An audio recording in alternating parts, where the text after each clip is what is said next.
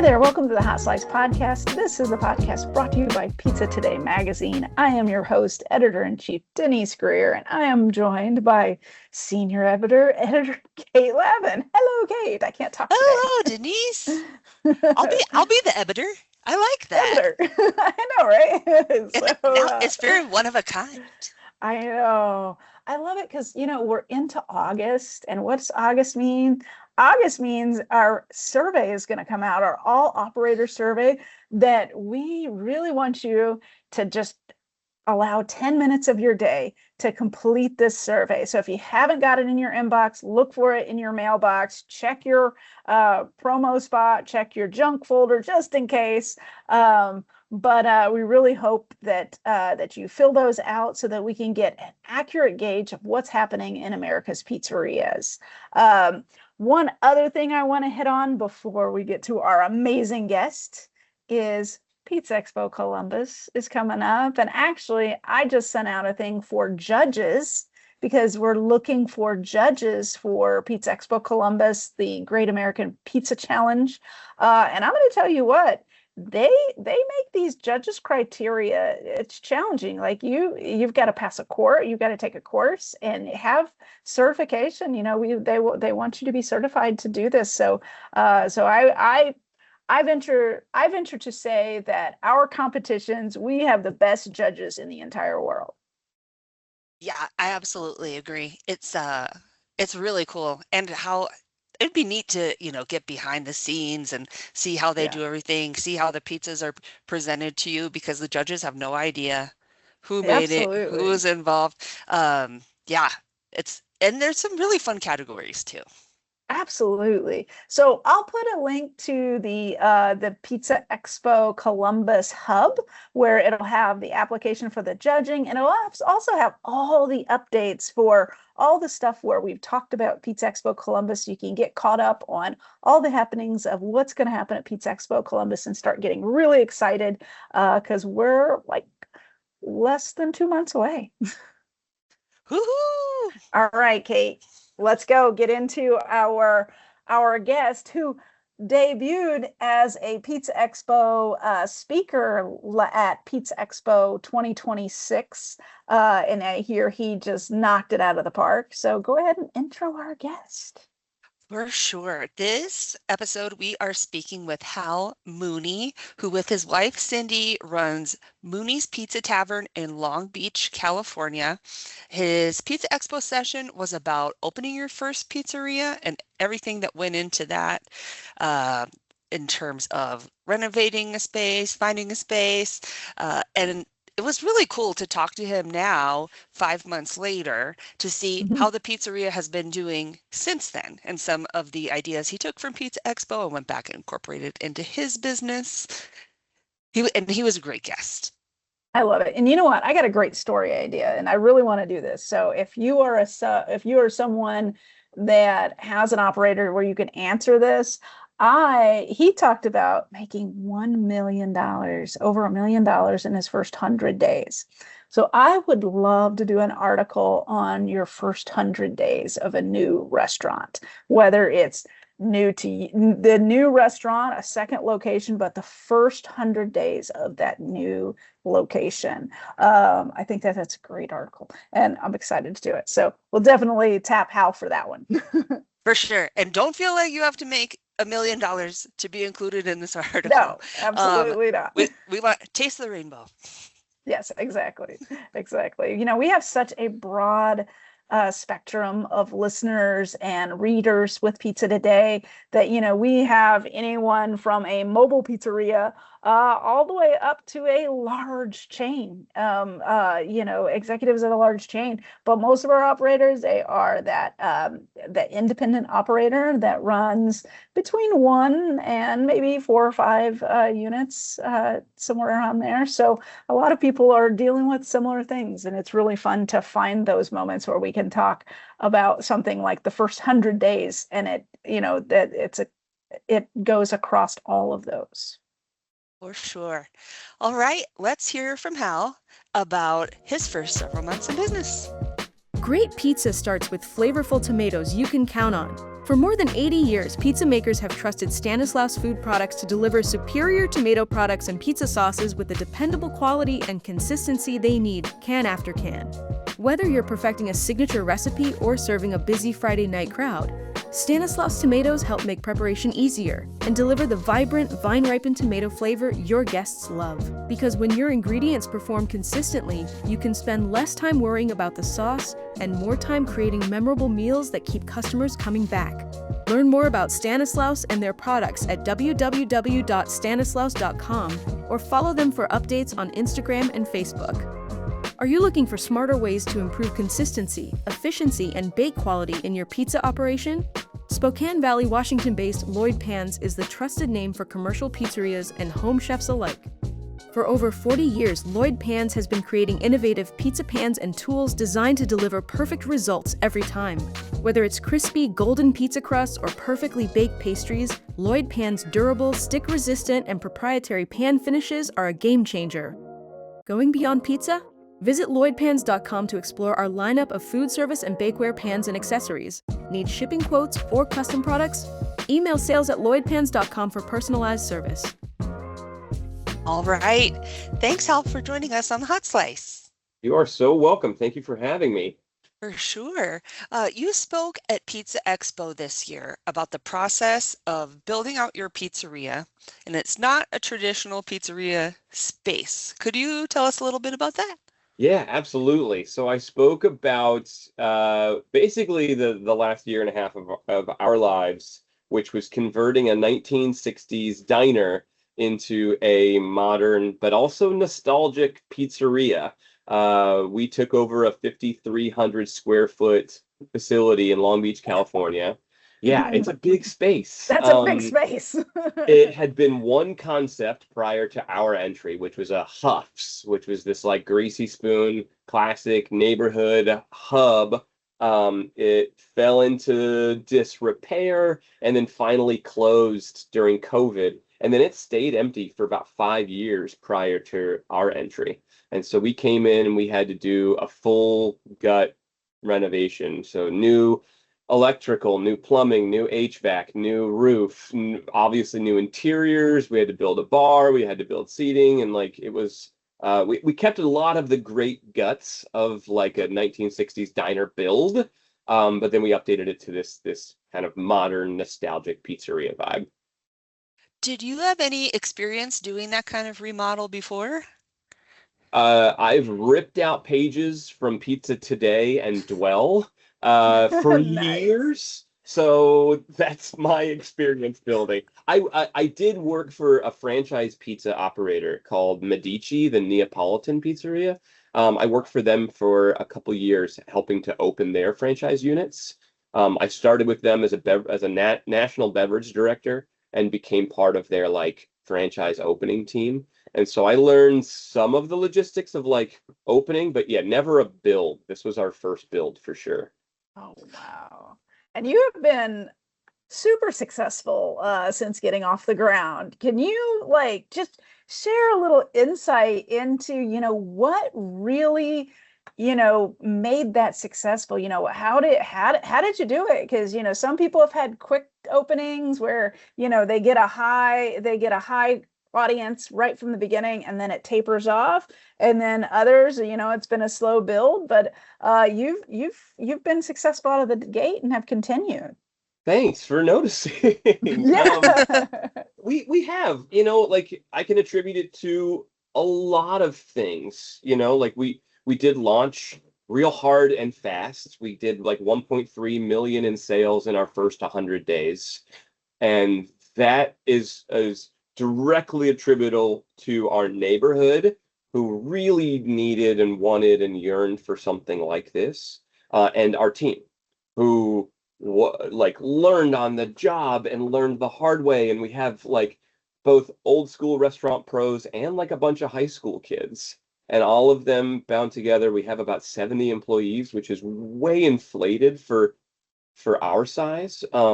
But also they're a great team, and so they were able to capture those sales, retain a lot of the regulars, build our community around here. And so we haven't found that post-open dip. We were able to kind of mitigate that.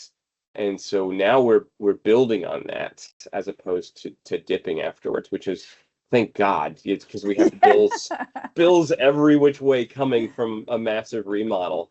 But yeah, it's those two things. It's our immediate community and our team who have just done amazing things for us. That's fantastic. Did you open with 70 employees or have you grown to 70 employees? We've grown to 70. We had about 50. We have like a lot of high school kids, like I said, who are working for us. They go 2 days a week sometimes. We offer, not offer, but we try and extend as much call out time, as people want. We understand that they have kids and they have families and this might be a second job or this might be a job that is in flex. So we give as much time off to our employees as possible. I don't think we've denied one call out request. And so that adds up to 70 employees, and we're a dine-in, sit down, full service concept. So it's hosts, it's waiters, it's bussers, it's servers, it's food runners, it's bartenders, it's utility, there's so many roles in the house. So we got to fill them all. I think that there's this, so post-COVID, it was hard to get people to have a dine-in experience. And then after that, it was the, third-party delivery era of people just wanting to order out. And so I think it was really tough for a lot of people to regain that dine-in business or engage people in the dine-in experience. It feels like that you've kind of nailed that from the jump.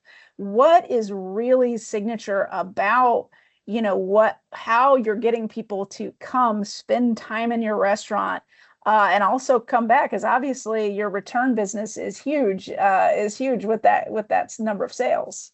That is the whole thing. We got to draw them in from outside our immediate area to really bump that margin up. But our regulars are our business. Our community is our business.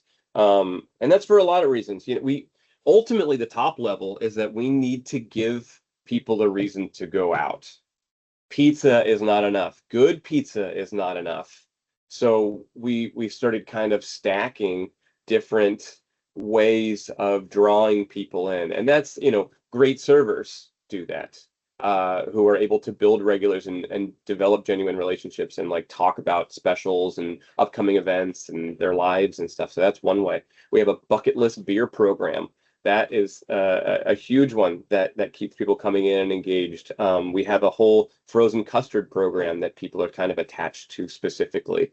We have specials and LTOs. We don't have any kind of e-loyalty program. We brought that kind of into our hearts, I suppose, instead of doing it on a tech stack. So just we do this thing called a boot for special occasions for people where they drink out of a glass boot. So really trying to stack as many reasons to come out and dine in. We don't do delivery. We didn't do takeout for the first 3 months. So we really pushed, come in here, experience what we're trying to do, come meet us, get the product as we really, really want you to experience it. And then we finally turned takeout on. And it's been going well too. Okay, wait, I have to ask. Okay, so first 100 days, you did over $1 million without takeout. It was all dine in. Yeah. That blows my mind. That's amazing. Good job. It's an old, it's what a lot of us, and I mean us as a big us, grew up with. Mm-hmm. You go out. It's an occasion for pizza. And we have, that's the burden for us, is making it worth their while, and that's not easy to do. But yeah, it was all in-house dining. And so they got our brand, they got our vibe, they saw our beverage program, they saw our desserts. The servers were able to direct them towards different parts of the menu. So yeah, that was all in-house. Could you talk a little bit more about your beverage program, specifically the bucket beer list? Yeah. So my background is in beer and kind of wine and kind of pizza too. I'm a certified Cicerone, as is my wife, Cindy. Oh. Yeah, it's fun to be a Cicerone. I got my Cicerone certification in 2012.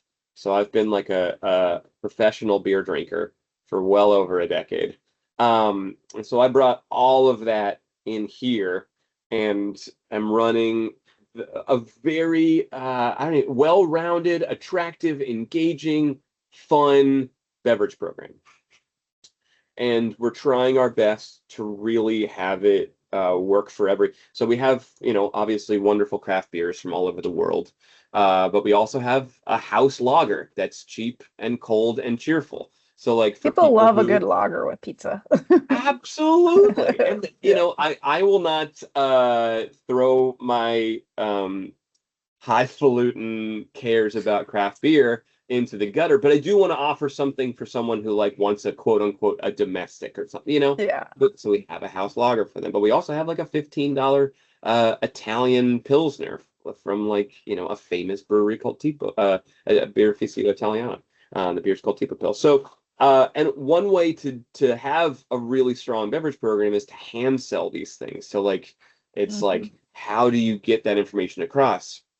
As I said before, like a lot of our folks are like high schoolers or first time restaurant workers, so I can't expect them to like expound upon the qualities of like a triple dry hopped West Coast pills.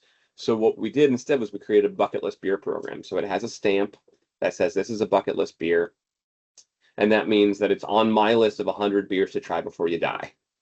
Oh, I love that. That's And pretty they have a awesome. little passport, and Uh-huh. they get stamped and initialed by a server every time they get a different bucket list beer Hmm. consumed. At 25 beers, they get $1 beer.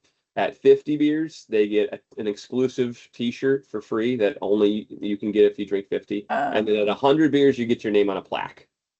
that's awesome. It's kind of like your own little, your own like untapped for Yeah, just your restaurant. I love that. That's pretty awesome. it's a great way to get people to try new stuff. Like there's this one wonderful beer called Schlenkerla, which is this smoked, it's like a deeply esoteric smoked lager from Bamberg, Germany. And Oof. it's no one orders it because you can't even pronounce it. Schlenkerla. There's too many L's in there. But if you put a bucket list beer passport on there, it's suddenly a stamp of approval that like this is at least good. It might not be your favorite flavor, but someone has said it's good. And so people will come out and try it. And turns out a lot of people like it. So it's a great way to hand sell without me being present all the time. I love that. I'd like to get your take on what's happening in beer and craft beer right now, because we've seen on many cities. I know you're probably experiencing it too. The closing of a lot of small breweries and microbreweries, and the shift. Yeah, we've seen over the past few years the shift away from craft beer on the popularity report things. But what are you seeing like on a ground level with your customers, and what shifts are you seeing right now? Our customers are drinking Mhm. like it's the 90s, Yes, I love that because I am which too. is Yeah. awesome. I mean, it's not crazy, but it's, 1 to 2 beers or 1 to 2 Yeah. glasses of wine. And, it's a Yeah. family friendly establishment. Um, Yes. so we don't have liquor, we don't have a cocktail program, but we do have a really good beer and wine. And we also have a really good NA program. So they can Mhm. come in and be sure that whatever they're going to get is of quality and value. Mhm. But yeah, folks are still drinking with I love us. it. Well, we just saw a report come through that there was this thing about the fact that they said Gen Z was not drinking, which kind of initiated a really good bump in zero proof or non-alcoholic beers and things. And then now we've seen like this report came out that they're catching back up, that they've definitely started, and that now they are in the beverage seeking generation again, like that they've caught up. Yeah, and luckily, like our crowd is the kind of full family. So like we get mom and dad on a date night, and we Yeah. get them with their kids. We're far enough away from Cal State Long Beach to get that Gen Zer, but Yeah. they still come in and have a good time, and they know that they can get some beer and wine education here, which, Yeah. I mean, that's one small part of the retraction, in my opinion, was that education just absolutely nosedived. Yeah. When I grew up in craft beer, I sound like an old curmudgeon about beer, but when I grew up in craft beer in like the early 2010s or even late 2000s, it was the brewers themselves pouring these things and explaining to Mhm. me why they Yeah. taste the way they do, what the Yeah. historical examples are, what the component pieces are. Beer tastes everything tastes better with context. Yeah. So Absolutely. we want to provide that as much as we can to like hold their hand a little bit and be like, no, this tastes this way for a reason. You might like it. Yeah. Sometimes they do, sometimes they don't. For those who don't know, how strenuous and hard is it to get a Cicerone certification? Because It is I have heard it is tough. it is tough. It's a 5 hour exam, Mhm. entirely about beer. There's the first level, which is a certified beer server, which is an online test. It takes about an Mhm. hour or so. And then the certified level is 5 hours. It's 3 hours of written, and then there's a practical portion, and then there's a tasting portion as well. So it requires intensive self-directed study, which is also kind of an odd version of studying because you're often drinking. So you have to balance out your consumption with your retention, which is kind of funny as well. But I highly recommend it for anyone who is near craft beer, even Mhm. around it, just to have the awareness of different, all the component pieces of what it goes into pouring a good beer, from the glassware storage to food pairing to historical examples to even what just different terminology means between dry hopped and ale versus lager and wheat beers, Mhm. all those things. I'm glad you Yeah. mentioned the storage aspect. I'm wondering, do do you need all 5,300 square feet to accommodate all these beers on your list? I wish we could just dedicate the whole. No, we have a walk-in, just like most places. We have a direct draw system with short lines. We have 20 taps, but a lot of those taps are for wine and cider and seltzer. So at any given time, there's like 13 or 14 beers on, not even less than that, maybe 12 or 13. Um, Mhm. so, you can do a lot with a short beer Yeah. program. I'm a huge advocate for putting wine on tap. Yeah. The Oh yeah. costs and the savings and like the quality of the product cannot be beat to put wine on tap. So Absolutely. you get them in steel kegs? Sometimes, yeah. I mean, we get all sizes of kegs, all shapes, some plastic, which are the recyclable kegs, non-returnable, and then some are the steel kegs. Yeah. Oh, Got wow. it. Yeah. Since you have such knowledge of beer and wine, we're going into fall. We're like heading headstrong quickly into fall planning and into fall. What are those go-to like beers and wine seasonally for this time of year that you're like you should definitely have these on? Fun. I mean, like the immediate one that's Fun. coming up is Oktoberfest. Do not Oh yeah. sleep Oh on yeah. Oktoberfest beers. It's not a traditional pizza pairing by any stretch of the imagination. The traditional pairing for what are officially Marzens and Fest beers is roast chicken. Like that's what they serve in Munich. And then obviously all the worsts, knockwurst, Yeah. bratwurst, bockwurst, pretzels, those kind of things. But um, even pretzels, when you think about it, like it's really similar to pizza dough. And pizza Yeah. dough, when you think about it, is really similar to beer. It's the same yeast strain. It's a cereal grain. It's Yeah. water and heat plus time. So if you just rearrange the timing of the ingredients and the water contents, beer is water and water is beer. And like the most natural analog is a malty beer because you're getting that Maillard reaction that goes into the beer and the amber lagers. So Marzens, which are the kind of older school Oktoberfest beer, are my favorite pizza pairing of all time. Yeah. I love And the Marson, so you got they're me. so good, right? Yeah, yeah, absolutely. Yeah, it's an amber lager. People don't order them, but then when they do, they're like, "Oh yeah, this is a perfect food beer." Yeah, That's great. absolutely. Yeah, Could and for you? wine, oh, go ahead, Kate. No, no, no, you. Yeah, for wine, I mean, like you're in those shoulder seasons, so like we have a nice orange wine program, which Huh, is fun and dynamic and brings some people in and ask some questions. So orange wine in this kind of orange shoulder wine. season. Yeah, are you familiar? No, I am not. Kate's got a background in wine, so she's definitely the aficionado. You've ever had orange wine, Kate? I have, I think from Georgia, the country, not the Oh state. yeah, absolutely. So yeah, orange wine is a very, very, I mean, 5,000 BC kind of method and could be developed in Georgia and that whole area of the world. But also there's great orange wines from Greece, Italy, America. And basically you're making white wine, but you're leaving it on the skins longer. And it's a Hmm. really broad category, and it kind of bridges this weird section between white wine, rosé, and like a chilled red or so. So you can Hmm. have texture, you can have some more umami characteristics, you can have some more of that depth, but we're not quite into like deep reds yet. Ah, So I think it's a fun thing to have on a pizzeria wine program, because they're good food pairing wines. And so that's what I'll have in this. I mean, we have them year round, but that's what I'll lean into in the fall category.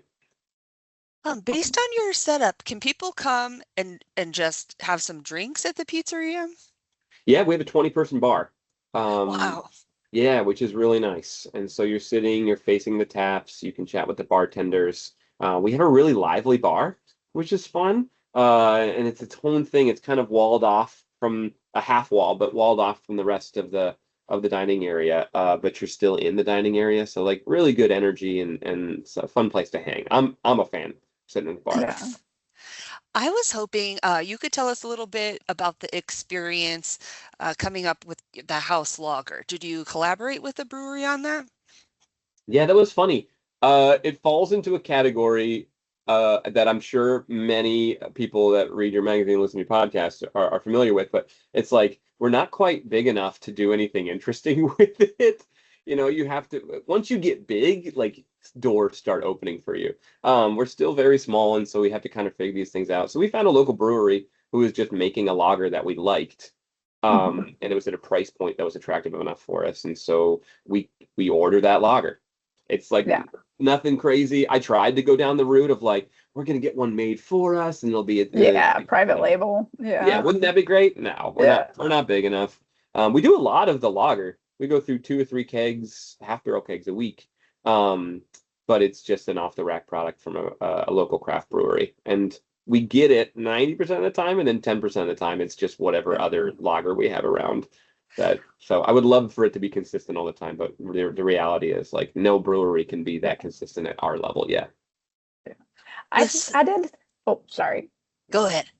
I was gonna say I did have a question about okay, so you came out of the gate strong and you're still climbing. Was there anything from the start that you really changed how you do things to get that upward swing where you've really, elevated and gone even above that? I mean, God, yes. What haven't we Yeah, changed exactly. in the first 5.5 months of operations? Like every day is incremental, 10%, 1% changes. Um, Awesome. like, and we try things and we fail and we get a lot of feedback. And I think one of the most important things for me as an owner is hearing everything and implementing some things. Yeah.